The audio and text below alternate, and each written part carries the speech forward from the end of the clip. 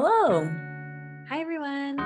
Hello. We are Ob and Court from Dandelion Branding, and welcome to EnvironMental Podcast. Yes, this is our podcast where we choose a sustainability topic and then we talk about it for a few weeks, going really deep into social and environmental issues. Yeah, and we are in the early stages of starting our deep dive research into the fast fashion industry and textile manufacturing. Yeah. Last week, we sort of realized that the data out there ain't shit. Yeah. So got a transparency issue. And so we kind of decided to go step by step through a supply chain to see, okay, where's that breakdown? What do we know? What can we find out? So we split up. Right. And this week I'm going to talk about fabric, the very beginning of the process. yeah. It's so interesting that, like, I mean, how the fashion industry is comprised of so many different like processes, and so how can like when there's data that's thrown around of like, oh, fast fashion is like the second largest polluter in the world, or like it's like, well, what does that actually mean? Polluter of what? Yeah, like, and where is that happening? Like, what part of the process? Like, what does that mean? And yeah, it's so that's been something that's precisely why we broke it down into kind of these sections of how textile is created, and then next week I'll be chatting about kind of how they take those textiles and actually make clothing. So I think that will much more be focused on kind of like the ethics of those sorts of factories. Oh, you've got fire happening in the bottom corner. Please excuse me while I set the mood for. Okay, yeah. Like, should we be alarmed? No, it's this beautiful candle. Whoa. Yeah. Whoa. My dad made this for me for my birthday when I was a teenager. And I regularly the holder thing? The candle holder. Yeah. Whoa. It's metal. I regularly just buy very large candles that I turn on while I work or think. It's really helpful. Turn it on. Just turn it on. And this is just a little ethically sourced Palo Santos. Really. I see. So stay tuned for the next episodes, but obviously gonna jump in whenever you're ready. I'm stoked. Tell me. Yeah, okay. How are textiles made? What the heck is happening? Yeah, okay. I just want to preface this with like there are so many fabric types out there. There's no possible way to cover them all. There are two sources I found in particular because we're building our house. I'm doing a lot of things like choosing curtains, choosing bedding, choosing stuff for couches. Like I'm find myself choosing a lot of like everything, but fabric is one of them.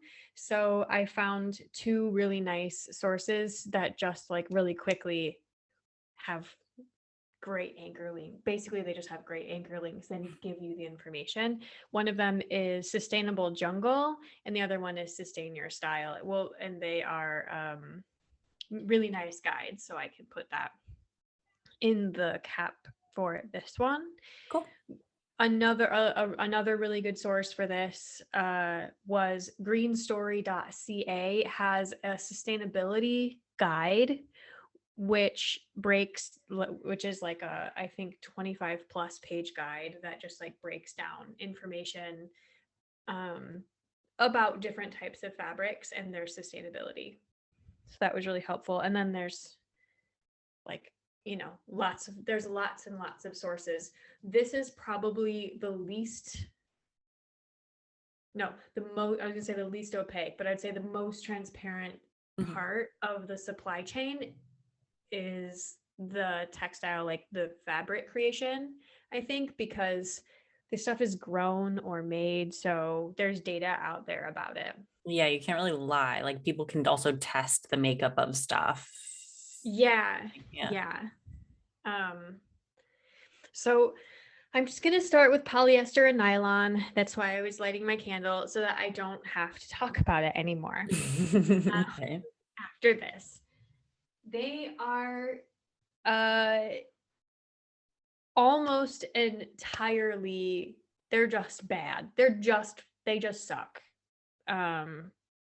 Like they're really, really similar to each other. I actually had to Google what the difference was because they have the same downsides. They're basically made out of the same shit, but they're different because nylon is derived from excess oil refinery products, and it is a liquid.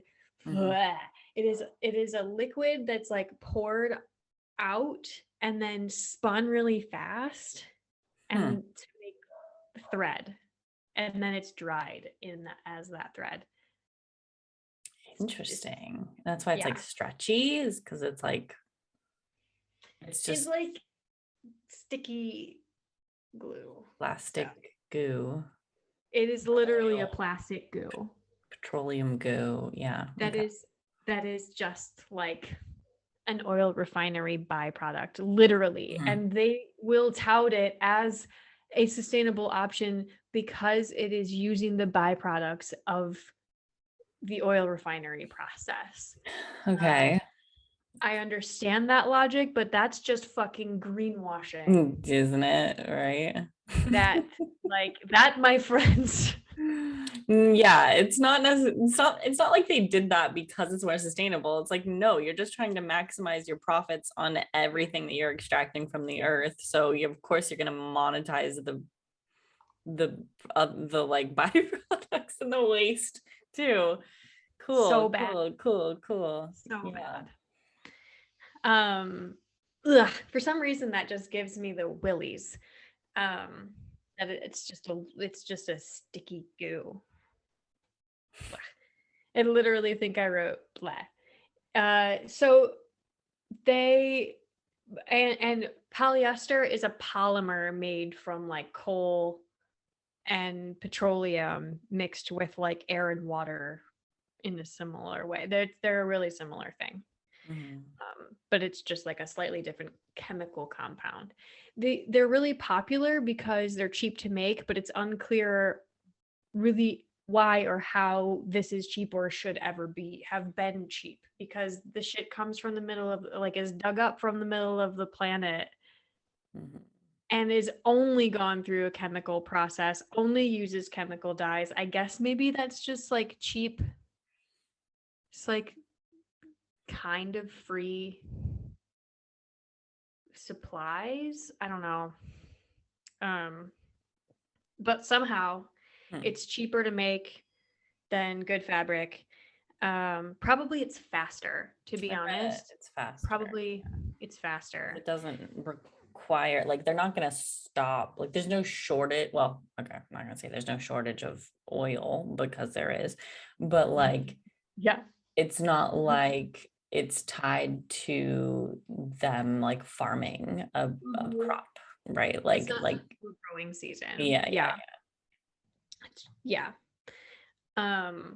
It's just tied to chemicals that are man-made. Yeah.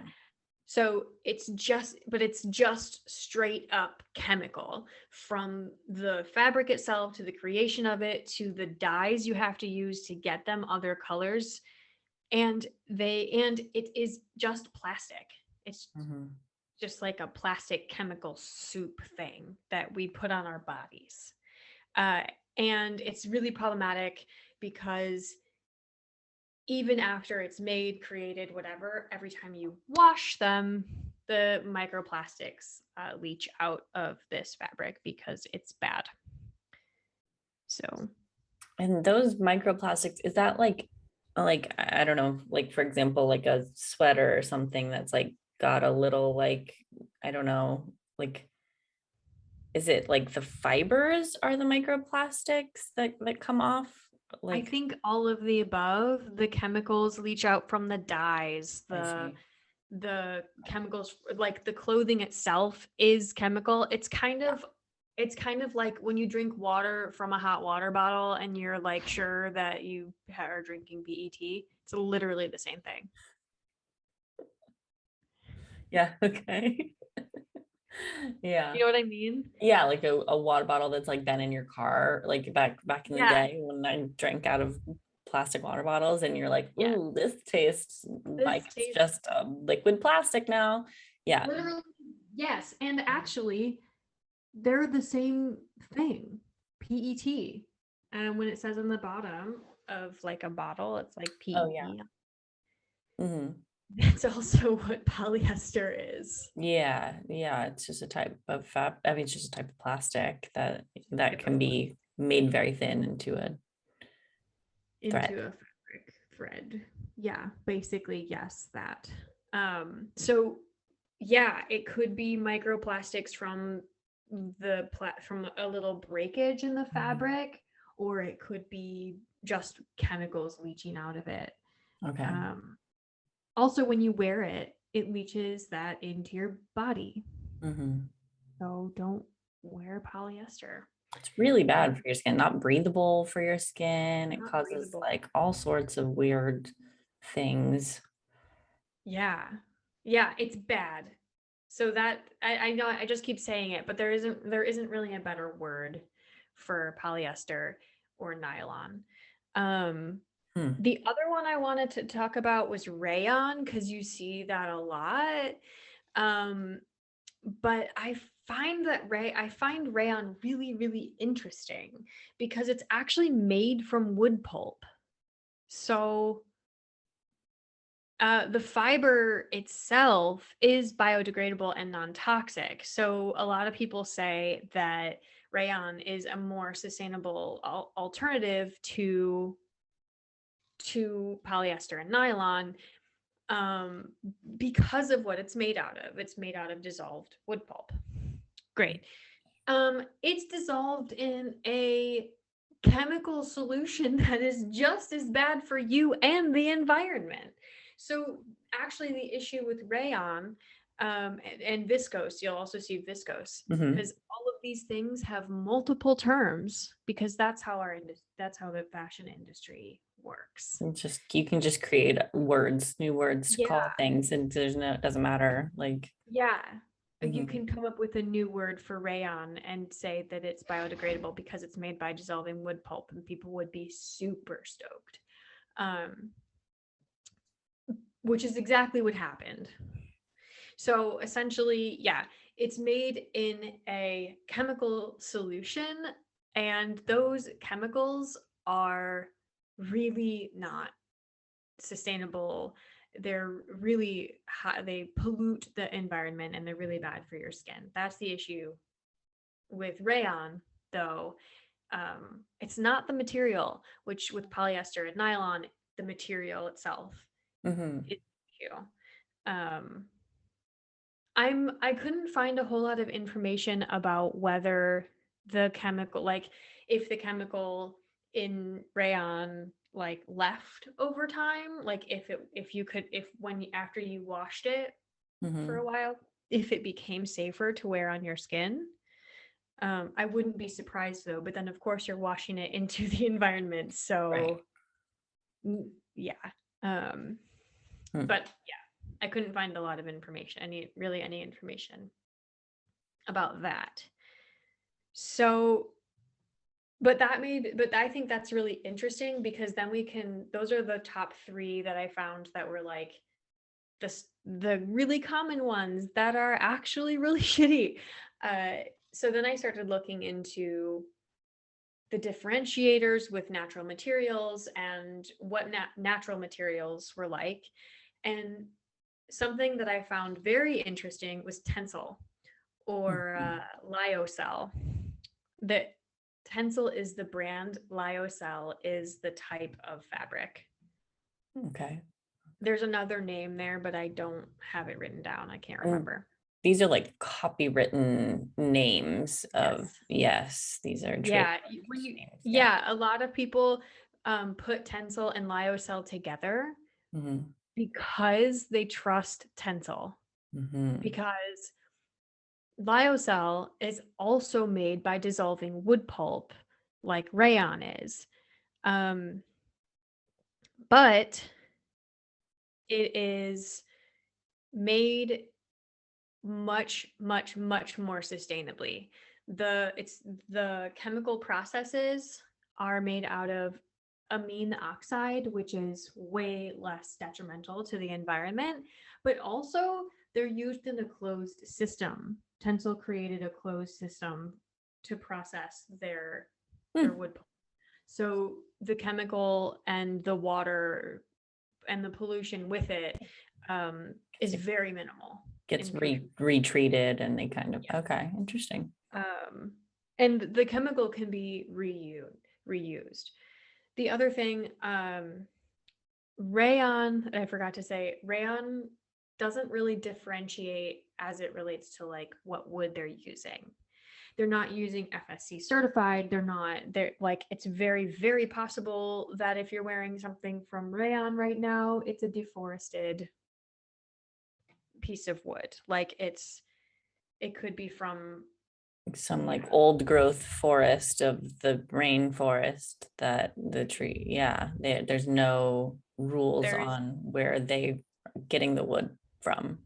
yeah, there's no regulation on that. There's, as far as I could find, I mean, there might be regulation, but go watch our info about deforestation. Regulations don't matter when it comes to those deforestation, Yeah. apparently. So, yeah, In fact, in some places, regulation even kind of made it more lucrative for people to go and steal trees. And right. yeah, it was like, yeah.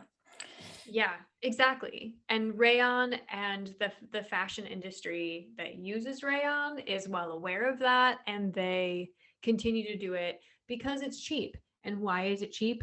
Chemicals and stolen wood. For the same reason that polyester and nylon, it's stolen resources and it's highly chemically processed by man-made chemicals that don't cost very much to produce. Yeah. Okay. So then you start looking at lyocell and you're like, okay, so it's almost the same process as rayon, but it's can be up to 3 times more expensive. Why? Because it's mostly made from eucalyptus, and and eucalyptus trees like grow almost 100% without rainwater. And because of the way eucalyptus is, um, it doesn't need chemicals or pesticides because it produces its own, basically. So they just take a long time to grow, and yeah, it's just eucalyptus wood. Tencel also hand harvests and does a lot of the labor up front because it offers a better, more durable product in the end. Hmm. So it's a lot more labor intensive, but lyocell and like eucalyptus fabric is really durable, and it is silky smooth. We Hmm. actually have lyocell sheets, and it is Nice. from IKEA, and it is so nice. IKEA is doing a lot to purchase and sell more like ethically made fabrics and stuff. So we're Hmm. supporting that. They have really nice lyocell sheets. Highly recommend. We have eucalyptus sheets, but I don't know if they're specifically lyocell. I don't know. I don't know if they are like the, it might be the, Lyocell is the type of fabric. mhm. Tencel is the name. Tencel wasn't listed on the name, but that's just one brand I doing this. see. So other people can be producing lyocell. That's what I Okay, so that understand. one's not trademarked. I see. Interesting. Hmm. Yeah. And there's another one, it's like lensing, I think. Hmm. Um, lensing tencel lyocell. I don't know. That's actually kind of confusing. Um, so anyway, that there, so I find it really interesting to think like, okay, well, rayon could be produced sustainably, or viscose could be produced. There is a method for that. That would be awesome if they did a better job.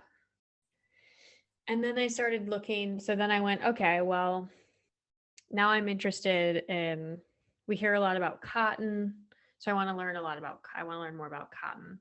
I think that's the thing we hear about most, we're hearing about most right now in the sustainability world. And what I found, and this is kind of true across the board for natural materials that are made and grown, is that the organic growing is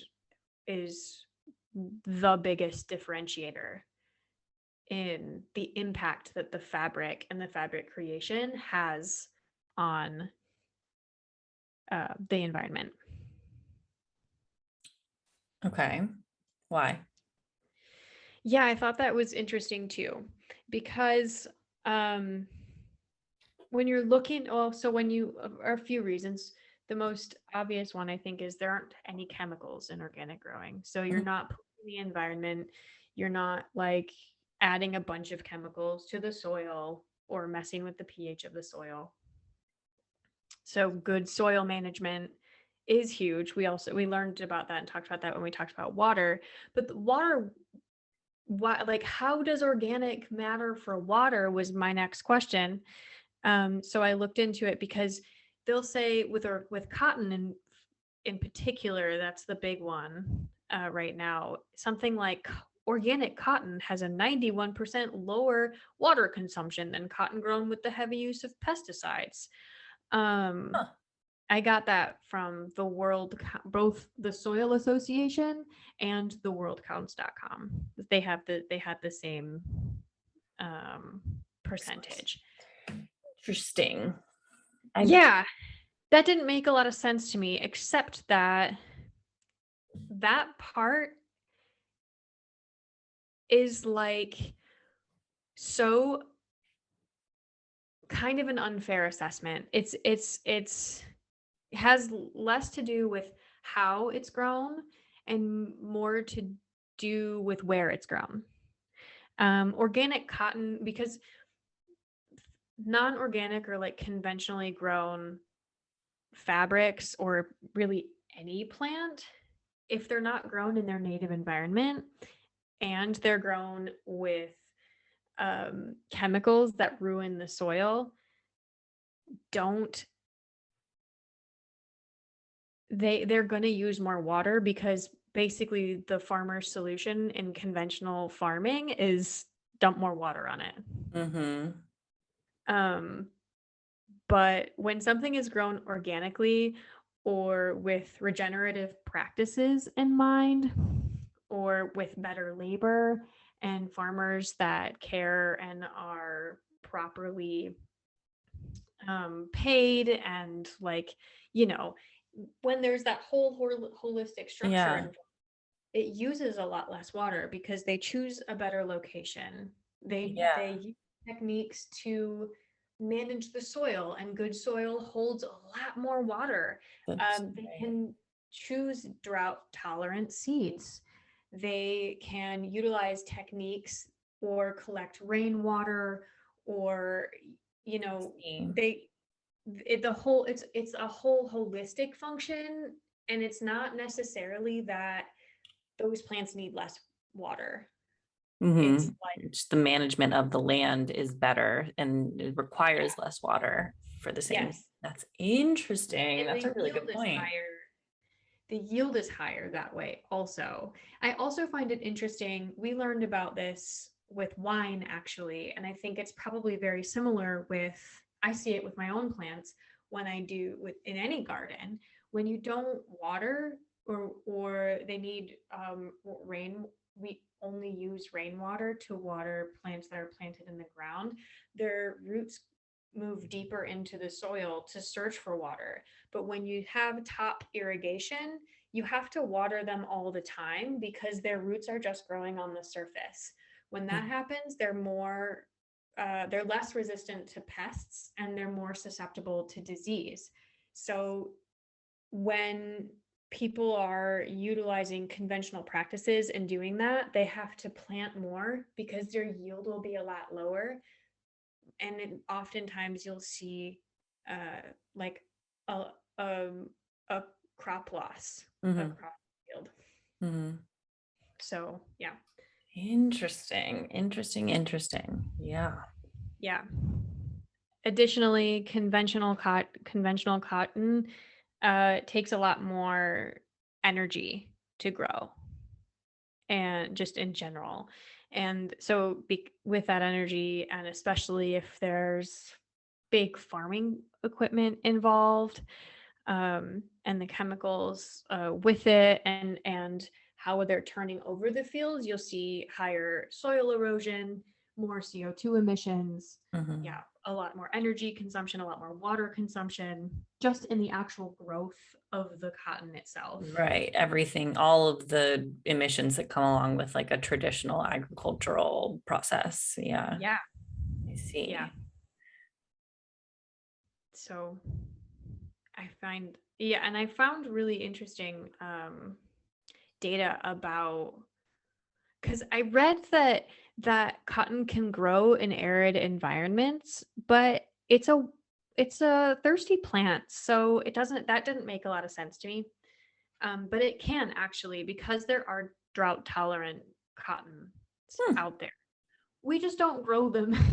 Oh, cool. Perfect. Yeah. Great. Love that. Yeah, they're just kind of I think, why would we tend to be like a bit smaller. I think this is just like an assumption I'm making. Drought tolerant plants are often smaller, so in general. So if a conventional farmer will think, well, if this cotton plant will grow there, this cotton plant will grow there too. And there can be a totally different species. And this actually happens a lot. You change species, now it takes a lot more water. Now it's not working, it's not growing as well. I'm going to add, more water, more chemicals, more pesticides. Now the soil has been eroded, it's been mismanaged. So we're seeing lower and lower yields altogether. And that's where we're at kind of now in that cycle. Still a thirsty plant, but choosing organic cotton actually does make a huge difference. And growers of organic cotton are usually much more interested in certifications. And I'm typically not the person that's like, make sure you're organically certified, because that shit's really expensive. But when it comes to the fashion industry, actually getting the certification for your cotton from the GOTS, I always forget, Global Organic Textile Standard, is really important, because they certify that you're not polluting the waterway, that your workers' rights are protected, and that like you haven't made a huge issue in the environment. So so that's that is a legit good certification. Yes. Nice. Yeah, GOTS is a legit certification. The fashion industry can just use the word organic whenever the fuck they want. They do not have to be certified for that like the food industry does. They don't have to. So just because something says that it's organic doesn't mean that it is when it comes to fashion. Like something can say that it's organic cotton? Yeah. They can just say that. They can say natural, they can say organic, because there's no like they can like food standards. The FDA, if you say organic and you can't prove it, you can get shut down. But the fashion industry doesn't have those standards. Interesting. Wow. So because so one could argue that a rayon manufacturer can say that that's all natural, and biodegradable, and they do. Okay. Yeah. yeah. So green washing. yeah, the greenwashing starts from the beginning, starts from the first. So yeah, because if an old growth forest is organic, and if you cut that down and turn it into fabric, that old growth forest was still organic. So you can use those words. Wow. Okay. The Soil Association, highly recommend checking out their website. It's soilassociation.org. They are super cool. Like they have a thirsty for fashion sort of guide where they talk a lot about this stuff, and they have a certification also that's similar to GOTS that has nice standards for growing cotton. Yeah.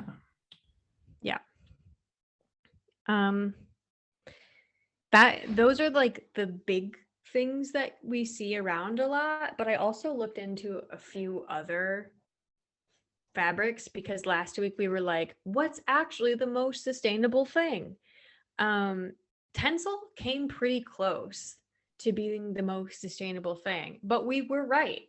It's linen, but it's linen that's grown organically.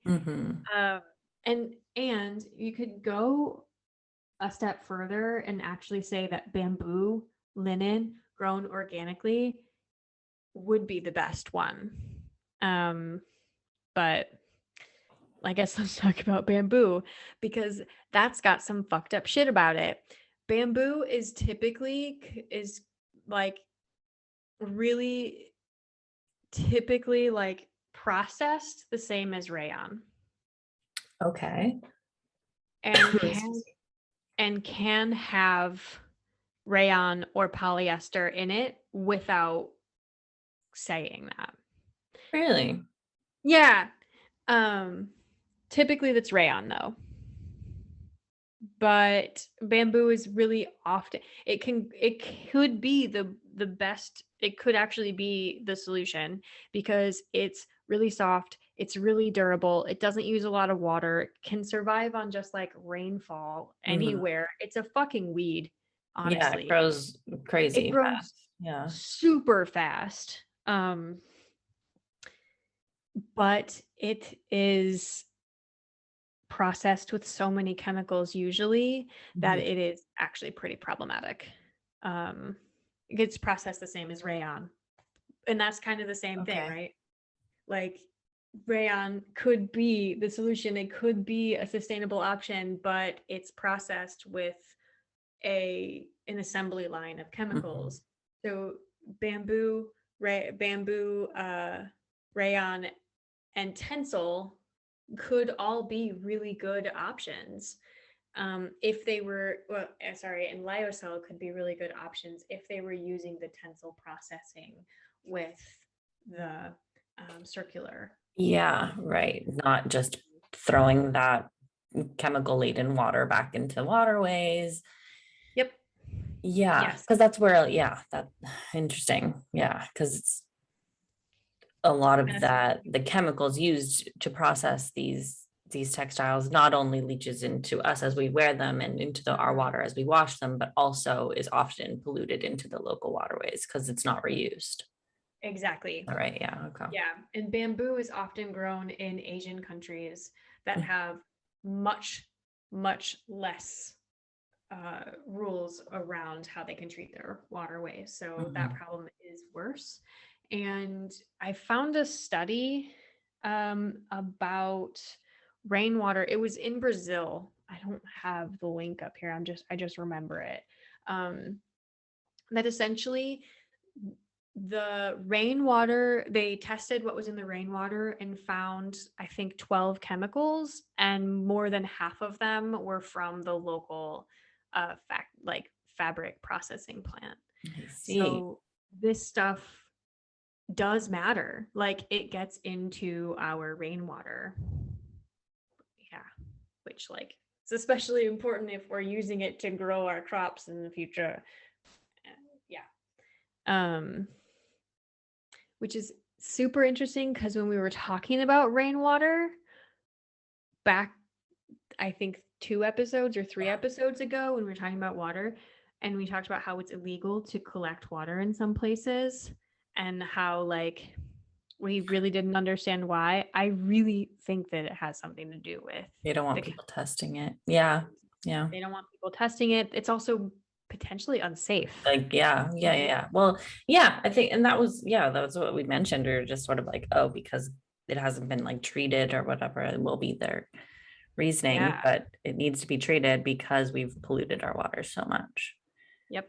Mhm. Yeah. You can find and this industry and the way that these like wood can be made into almost any wood can be made into fabric in the same way it can be made into paper. But or like money for, you know, Mhm. for all intents and purposes. But it has to be broken down. The fibrous insides have to be like, yeah, removed and broken down. And the chemicals that are used in rayon work really well and really quickly, but they're really bad, which makes sense. They're literally just breaking down plant walls and cellulose. They're Hmm. made to dissolve shit. They're like literally just made to dissolve shit. And then that's on our bodies. That's on our bodies, yeah. Okay. Your clothes might be dissolving you.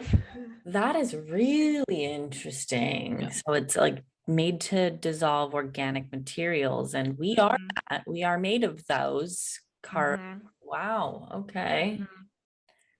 Mhm. Yeah. And we put that into water, Mm, directly into water. Fish, coral, sea plants, seaweed, things that we eat in there, they're all squishy organic material. yes. That's why those things die. Wow. Yep. I Mm, know it's really harrowing. Like, it's actually not the fabric that's problematic. It's the way that we process it almost entirely.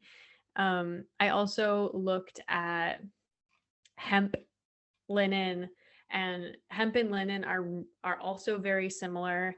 They are high yielding, fast growing, a little bit difficult, a little bit more difficult to produce than like cotton or bamboo, because they are uh, like smaller, so they're mm, harder to get the fiber out of. So they mm. take more processing. So the machines and like the actual process to get fabric from them is a little bit heftier. That makes sense. Um, Hemp, interestingly, is considered a carbon negative plant. So, which I got from that sustainable jungle, and saw it have seen that elsewhere as well, but the sustainable jungle site. It is pretty picky about the environment that it grows in to like get big and bushy, but once it has that environment, it also grows basically like bamboo. It is one of the most expensive natural materials to work with though, mostly because it comes with weed baggage. Yeah. There's no clear reason for it because it grows quickly. It's a little bit difficult to produce, but yeah, mostly it's political. Hmm. Um, yeah, it's hard to process hemp in particular because it's so resinous, but the material that it produces is some of the most durable. So it's and it's a carbon sink while it's growing. So it's a take one, give one. And kind of like with anything else, if we just put like funding behind making a better way to process that, it wouldn't be that bad. Hmm. Um, kind of goes for all of this though. Basically, we've just spent the last 100+ years developing the cheapest, simplest way to chemically produce fabric, and stopped there. Hmm. So all the other fabric options are just hella expensive Right. for what could be no reason. We just kind of stopped developing these processes. Hmm. Yeah. I also looked into recycled polyester because I was kind of interested in that. I've been seeing it around. One note, recycled cotton is the best option. Oh, The actual best, I think the actual best option, because recycled organic cotton, because it well, had that's something one you of see the very lowest.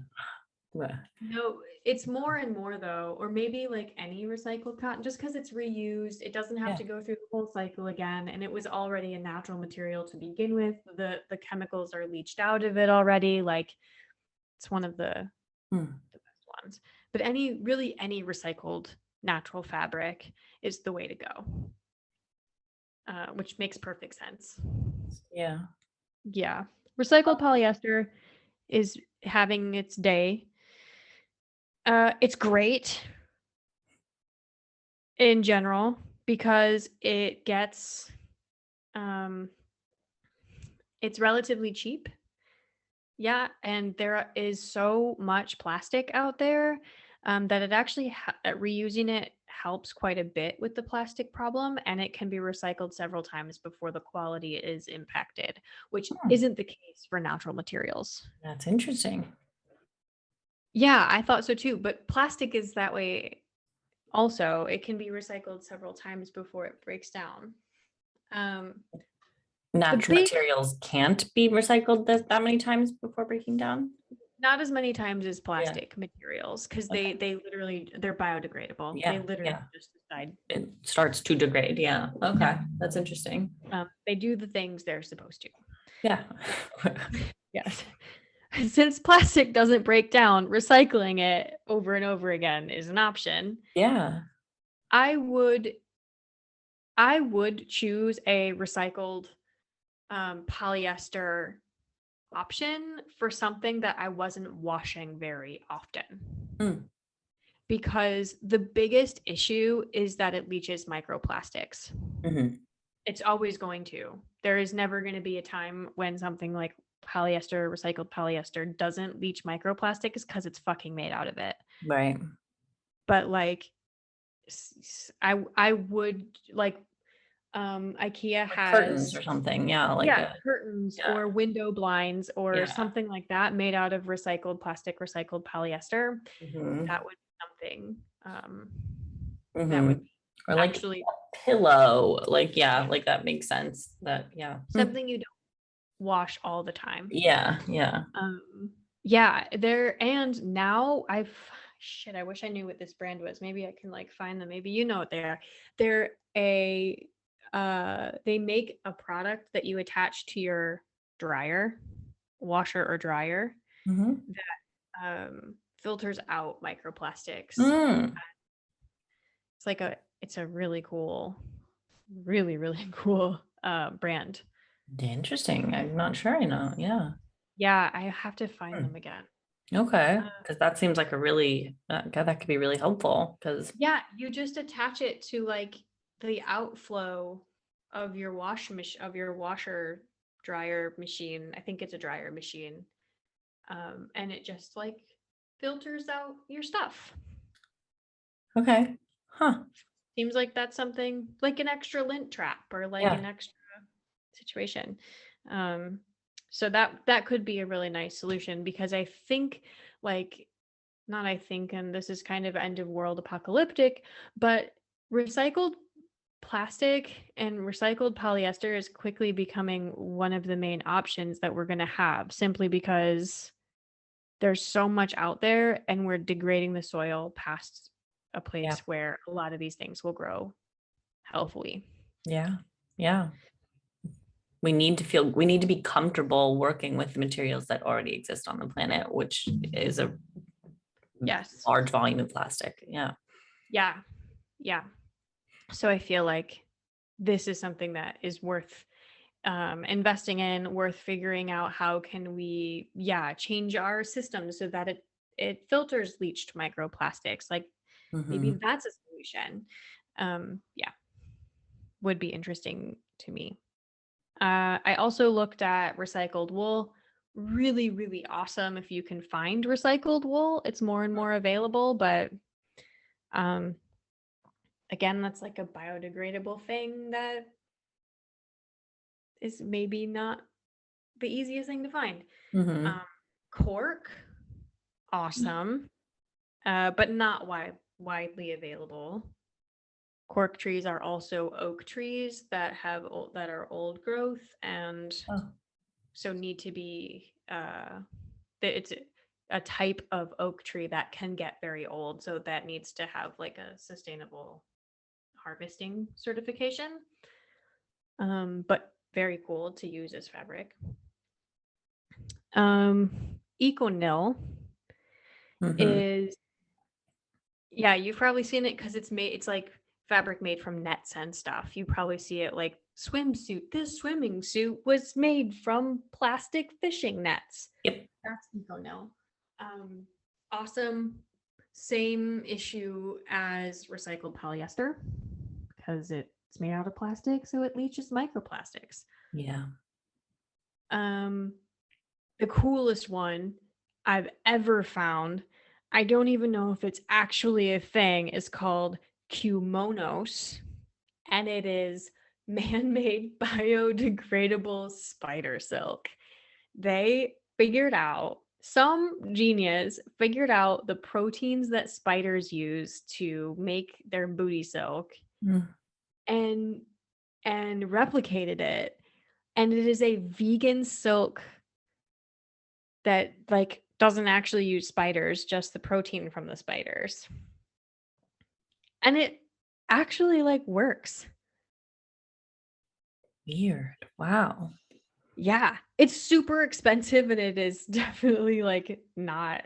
How odd. Yeah. But that, I mean, I could see that having, I don't know, It's really, in like really high strong. fashion use. Yeah, basically that's it. High fashion and snow gear because it's really strong and really durable Waterproof. and really in waterproof. Yeah. Huh. Want to buy like $1,000 jacket minimum, kimonos. But Interesting. I don't even know how to search for it. But um, I would like to have like a little, just like a pocket square, just so I could like have that. Yeah. So essentially, the long and short of it is choose recycled materials and organic materials as often as possible. It Yeah. does make an actual difference. Yeah. And don't get fooled by marketing terms like Yeah. vegan The first leather may possibly just be could be polyester. polyester. It could also be made from pineapples, but you should definitely look into the sourcing for Yeah. that. Always try to find if somebody is being like, this is vegan leather, either they don't have the information, which is probably polyester, or they do have it and it's probably a really cool method that they want to show off because it's probably Right. part of their values. Right. Yeah. So yeah, if you see that's one of the key terms to that should trigger the additional questions and additional Mhm. searching. Yeah, that makes Mhm. sense. And Yeah. Organic doesn't always mean organic, doesn't always mean the whole process was organic. That's something you want to look for information in their about sections, like just do the extra work. People who go above and beyond to choose organic, if they can't afford a certification, they're gonna still talk about their processes. Mhm. Another good certification to look at is OEKO-TEX. Is that how I say that? I don't know. OCO. OEKO-TEX.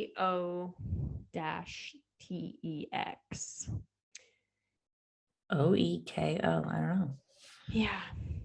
OEKO-TEX. Yeah, don't know.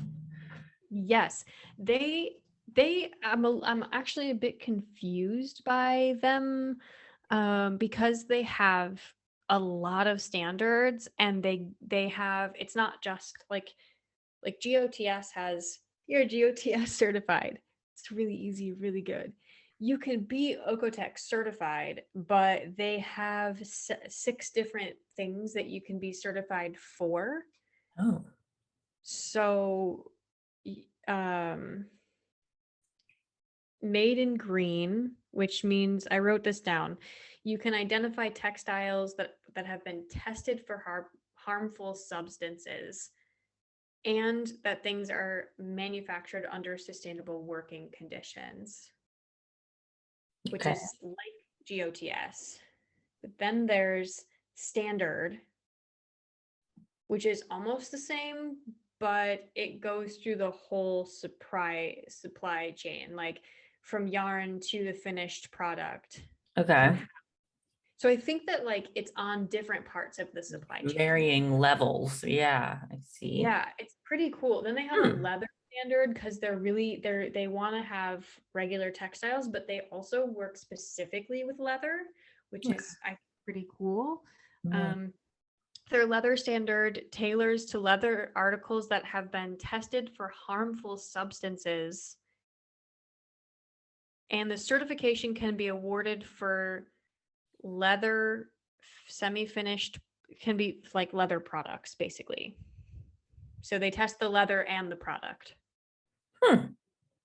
That's possible. Yeah. And they have 6. I'm not going to go through all of them, but they have like any part of the textile stuff can be OEKO-TEX certified. Okay. And they are serious. They're pretty serious. So I would, if I saw that, now I know, okay, I can trust that. Okay. Yeah, that's interesting. I've seen it, but I wasn't quite sure what that. Yeah. It's pretty details are. unclear. I kind of would like to, it took me a while searching through their website to get clear on what all the stuff was. It's all written there in lots of words, but they could do a lot with a good infographic. You should just make them an infographic. Yeah, let's make this information out visually. You do good stuff. Here's an infographic for your standards page on your website. Man, yeah, it's once again one of those things that all of the work is put on the consumer to figure all of this out. Yeah, because these are certifications for the fabrics and also the workers to produce the fabrics, and also with some of them, I think GOTS also looks at how cotton in particular is grown. So they physically go to the location to do that. They're very serious, and it's really, really impressive, actually. But it's few and far between that you see, like, how did we get to a place where the only thing you can trust is an independent agency coming in and like to your farm? Well, I mean, we don't have a whole lot of national systems for anything that is progressive and helpful for actual people. But so that's about fabrics. Unfortunately, I think this is where we're going to start with the because also realize that a lot of these fabric, they're not plain, they're not single use. Like, look at the back of any of your shirts or your tags. Yeah, they're mixed. These are blends. So how it makes total sense that it's really difficult to get information. Like, any natural material could be grown anywhere. And who has that information? Maybe the manufacturer, like maybe the brand, if they hunted for it, maybe not. It's hard to find this. So I imagine that a lot of the difficult, the difficulties with finding real data actually starts here. Yeah. Right. Because yeah, even like a brand, has a variety of clothes that they offer, which are a variety of different fabrics. Not everything is made out of the exact same fabrics or the exact same percentage of the blends and stuff like that. So yeah, how can you even begin to calculate that when it's like there's so many variables, I suppose. And yeah, how do you say the impact of one shirt that's like 63% rayon and 40, like 30% polyester and whatever, and 2% what that stretchy, the nylon, the stretchy. Like, what's the stretchy one? How do you calculate the impact of that? I don't know if my brain can like calculate, can even like wrap around that. Is it calculated based on like because like all fabric it's just woven threads. So are we calculating it based off of like how much thread was used? Like, because if we know the chemicals and everything that goes into making the thread, we know the materials that thread is made out of.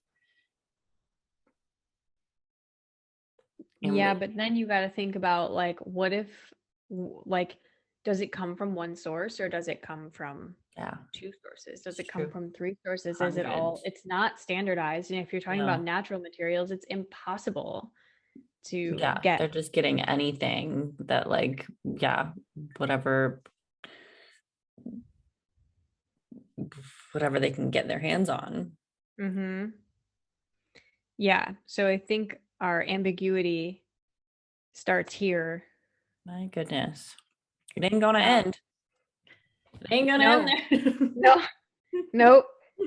I'm really nervous to hear about like the manufacturing side of it. Like, what happens once that fabric is chosen and moves on or needs to be woven into fabric? Because the folks that do that don't get paid very much or well, and the people that harvest the plants don't get paid very well. That's another thing about these certifications, is that they make sure that people harvesting and making fabrics are well treated and their rights are respected, et cetera, et cetera. So yeah, no, that is good. That is good. It's a whole other can of worms, right? Like even if the textile was created sustainably, if it goes to a factory in which is not operating ethically, there goes all that good work that you just kind of put into the textile. And like, there's a lot of factors. And there's even, I don't, I'll get into it next time around, guys, so stay tuned. But there's a lot of like kind of breaking news that's happening within the textile manufacturing industry, or not textile, like I guess just like clothing manufacturers, not necessarily the textile manufacturing, but actual like where seamstresses are and things like that. So there's a lot of shifts in the labor force there happening right now. Hot gas. Yeah. We'll probably see the consequences of those shifts in the next like couple years, as because we're the end market typically for a lot of those things getting made. Wow. So fascinating. Wow. Okay, well, good takeaway. there are good certifications to look for. And don't wear polyester or nylon or rayon. And if you do or need to, then search for recycled options, or like, what was that? No, Lyocell. Lyocell, or the recycled polyester one that's from Nets. EcoNil. EcoNil, yes. Yes. EcoNil, recycled polyester, also fine. But yeah, try to choose things that you don't need to wash often. Cool. Well, wow. Thanks for giving us the lowdown. My goodness. Yeah. Thanks for watching, everybody. Yeah, thank you. See you next time. Yep. All right. Bye.